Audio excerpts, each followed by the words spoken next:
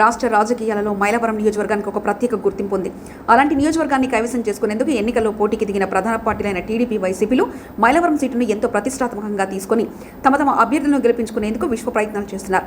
అలాంటి తరుణంలో ప్రధాన రాజకీయ పార్టీలకు ధీటుగా బీసీవై పార్టీ తరఫున ఉవ్వెత్తినెగిసిన కెరటంలా కొండపల్లి మున్సిపల్ కౌన్సిలర్, బీసీ సామాజిక వర్గానికి చెందిన ముప్పసాని భూలక్ష్మి అనూహ్యంగా ఎమ్మెల్యే అభ్యర్థిగా నామినేషన్ దాఖలు చేసి యావత్ మైలవరం నియోజకవర్గ ప్రజానికానికి తన వైపు చూపేలా చేశారు.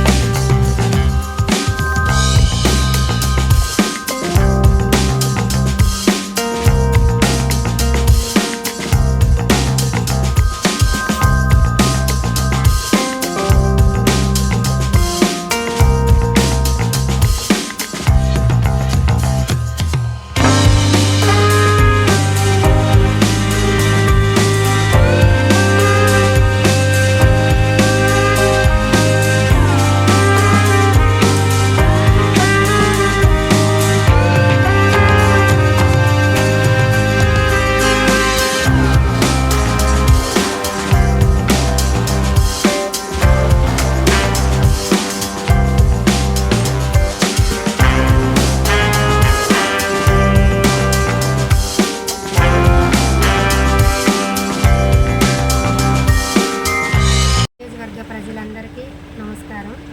భారత చైతన్య యువజన పార్టీ బీసీవై అధ్యక్షులు గారు బోడే రామచంద్ర యాదవ్ గారికి నా నమస్కారాలు. మైలవరం నియోజకవర్గ ఎమ్మెల్యేగా నన్ను ప్రకటించారు. ఆ నేపథ్యంలో ఈరోజు నామినేషన్ వేయడం జరిగింది. ఈ భారత చైతన్య యువజన పార్టీ ఆ పార్టీ సింబల్ కూడా చెరుకు రైతు గుర్తు. మీ అమూల్యమైన ఓటును వేసి నన్ను గెలిపిస్తారని కోరుకుంటున్న ఈ ప్రజలు అందరూ కూడా నాకు ఓటు వేసి గెలిపించాలని కోరుకుంటున్నాను. అలాగే అభివృద్ధి కోసం పోరాడాలని ఈరోజు నేను ఒక మైలవరం ఎమ్మెల్యే అభ్యర్థిగా, ఒక మహిళగా నేను ఈరోజు నామినేషన్ వేయడం జరిగింది. అభివృద్ధి ఇన్నాళ్ళు 70 సంవత్సరాలు అవుతుందండి మన పార్టీలు పెట్టి. ఈ రెండు పార్టీల్లో కూడా అభివృద్ధి అనేది ఏ గ్రామంలోనైనా సమస్య లేకుండా చేసిన వాళ్ళు ఉన్నారా? తాగునీరు సమస్య అలాగే ఉంది, డ్రైనేజీ సమస్య అలాగే ఉంది, సాగునీరు సమస్య అలాగే ఉంది, గ్యాస్ మీద సమస్య అలాగే ఉంది. ఈ సమస్యలన్నిటి మీద పోరాడటం కోసం నేను ఈరోజు ఒక మహిళగా పోటీ చేశాను. ఆ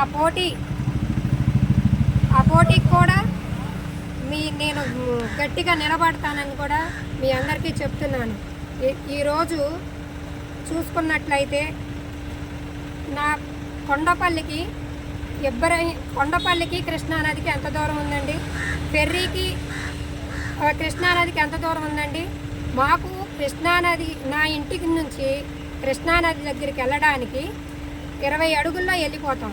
అలాంటి ఏరియాలో కూడా త్రాగునీరు సమస్య ఎంతో ఉందంటే అంత ఇబ్బందులు పడుతున్నారు.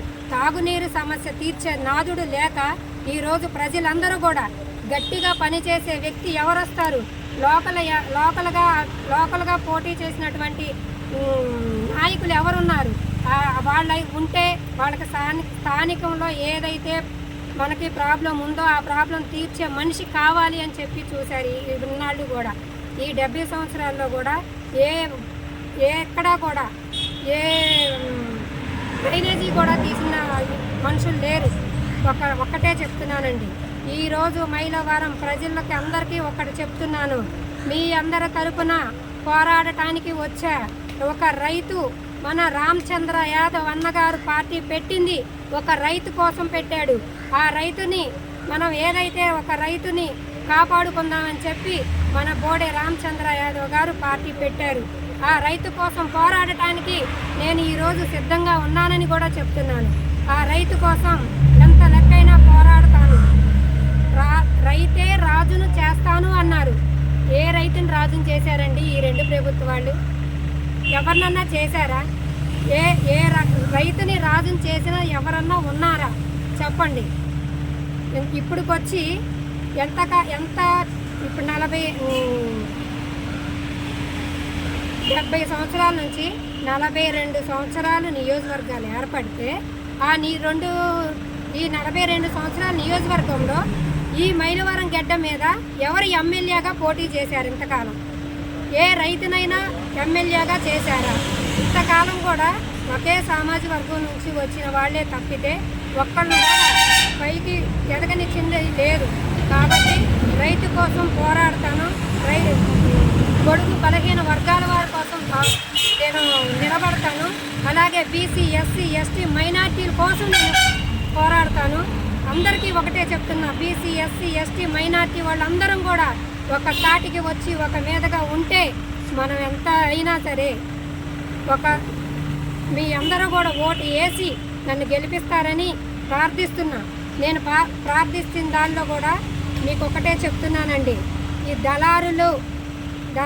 దళారులకి రైతు బిడ్డకి పోరాటం జరుగుతుంది రేపటి నుంచి అని కూడా మీ అందరికీ తెలియజేస్తున్నా.